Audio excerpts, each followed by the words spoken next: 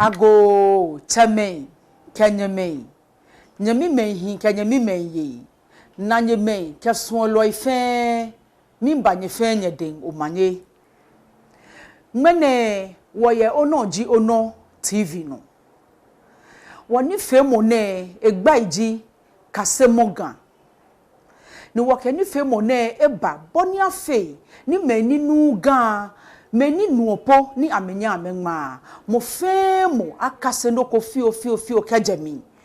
koni beniji awula hye moni onu ga obanu moni onyonma obanyonma moni nye akane hu anyeni ekane obasumo ni wo jeshishi ni wo kane wo ga ni manga biye wo fe wole ake no wo ke kase oni e wo kaji wo je wo ni manga biye ashishi beni wo ba gbe na mo fe mo ba le bo ni nga biye e ko fe ko gbo e ha agbene hu ene fe se kaji bomo obasumo ni okemiana sadegba alo ye wo ni Kasemɔ na ehi nga wo no fe no ni kan ochwi no obasumo ni oke hawo obana iyibo ye wo television no koni otwa in telephone pa ni wo gbasani oba je wo ni Kasemɔ hyehi no he wo makpa mo fe mo fai aklo wodin kani ma toy koni nye tashi ni nye kwawo ni wo fe wo chaya ni wo ke kaseni mafo he shilawo ni maba nye yula don ake nye nachwi nye mewo he wo ba bote wo ni Kasemɔ mi no won je hyehi no wo fite ebe kra yo wo fe wole ake kaji won kase blofo ni kanemu wo ke ni ma nga bi ji ohyehi no ni achola ake the Alphabetss ye gamli wo ke ni ma nga bi ye blofo mi wo hie abe Alphabetss nyonman enyoke ekpa which is 26 gamen hu ye ni ma nga bi nyonman enyo ke ekpa shikeji wakwa woni Kasemɔ mi wo ba na ke ga ni ma nga bi ye ekome ni ebe blofo nomli ni blofo no hu ekome be wo nomli shibe ni won kase ni eken ya hie wo ba na sroto ni omli no e wo aka ni wo small of tebe wo ba je hyehi no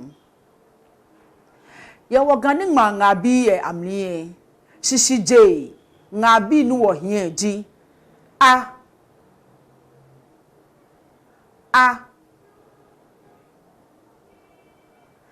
noni nyese ji b noni ji eten d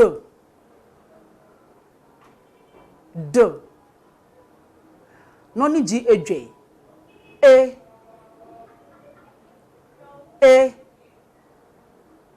makpa fai ni wo kwe wo tla no ekun edwe ni wo cheke chon hie a b d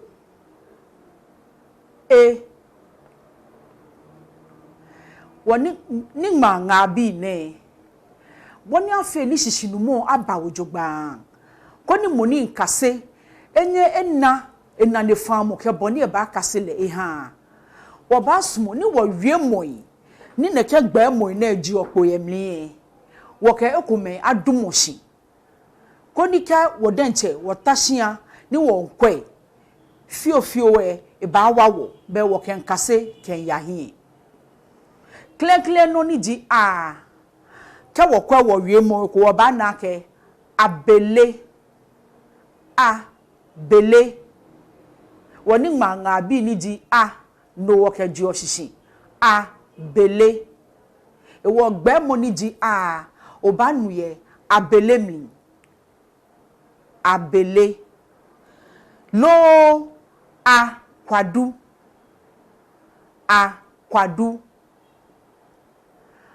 wo fe wole no ni di akwadu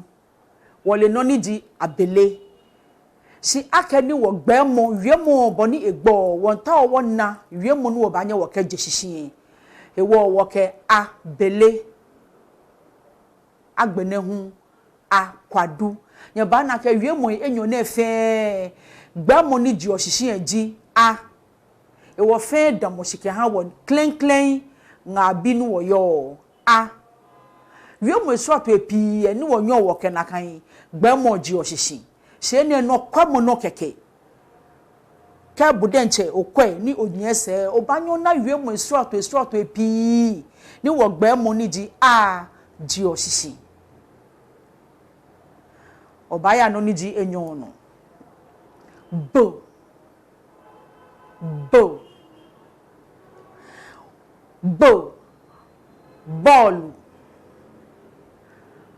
ball wo ball no wo le no wo hie ke ye fe twa ke amenane ball wo gba mo ni ji bo no ji ona kan wie mo hyehi ball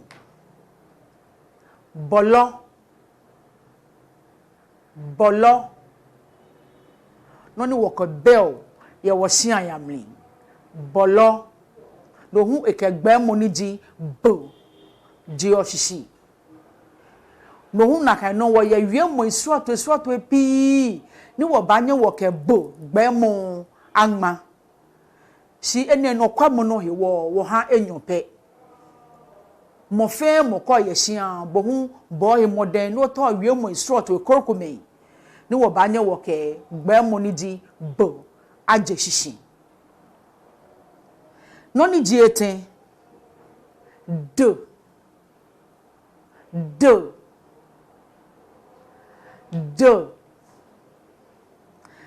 wo ba nye wo ke do ache duade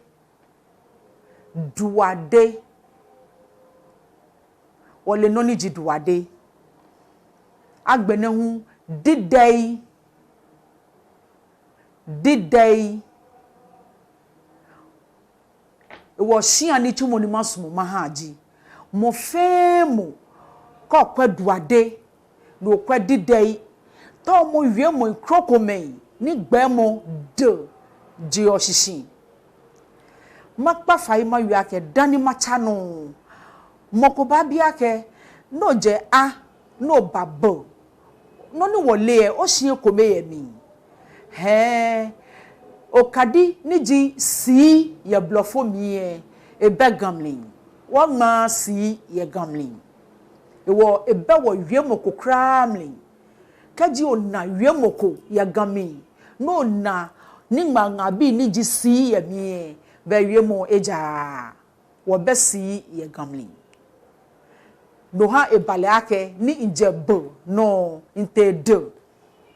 e wo sisi chomo ne je si pe wo be skaji won ya wo hie wo ba na nga bi e krokome hu ni ebegan ni maami agbene wo ye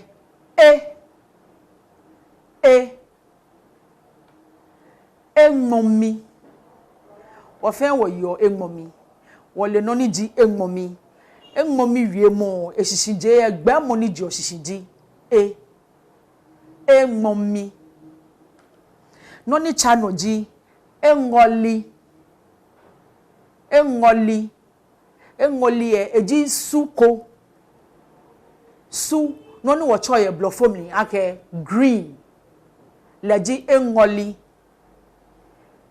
ne le hu ewie mo sisije egba mo ji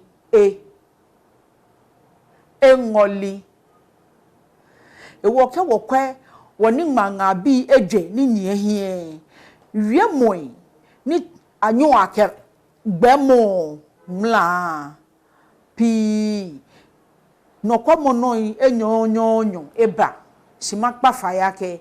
kaji otashi okwe obotwe bohunka ohe okwe koni otawo wie moi krokome soto epi ni obanye okeneke gbemo ine angmla heni ana woni femo pano heni eyo ebela akeke jigmene ehuwe onadon sibe febe ni obasmu ni oyano moya tawo wie mo ekumi alono kono yin epa no kejo obasmu ni otawo oba pafai ke ote wo internet no ni ote Onor Ji Onor TV no oba na wo koni okwe ni bi ni wo ke ba na fe bode eche ho he ni tumu ka o he okwe to mo wie mo ekrokomen moni oba smopo oba nye ni ko te wo page no bo wo mla wie mo ekrokomen ni oba na oba nyo mla owo no be wo fe wo ken kase ni e wo ba gilami wo ni fe mo wo nye wo fe fe shikomi shi wo ba fe le fio bona fe ni wo na twi ni wo kase ni shishi no mo hu aba keke wona ne moshi ojugba wona ake won ya wo hin ni ye wona ke ni fe mo na mi hu mo fe mo no ye hemi she ake obasumu ni okase gan ye gbe fe gbe no o fa ne in telephone yi boy ye screen e no e wo ke okwe ke ko ma ke Dina gbako obanyo twami ni wo gba hisani moni ntawo ekase e ba nye etwa ko ni wo wie he boni wo ba fele wo ha bia wo ba mu wo ngmene ni fe mo na ye makpa fa ya ke mo fe mo kaji onu no ko shishi lo obasmu ni obi hesani o wo nga lo oke dwemoko aba ni ewa wo ni fe mo ne gbekan wo gbe wo fijiami mo fe mo o nga wo won pe mo fe mo atu mo fe mo ni nu ogan shishi mo fe mo ni lega ni bi ni lewe basmo ni ewa lewe chogbako no ni ewa wo ni wo fe wo ni fe mo no ni eya won wo pe won pe mo fe mo ke ya wo mi ko ni wo ni tumo eye o mane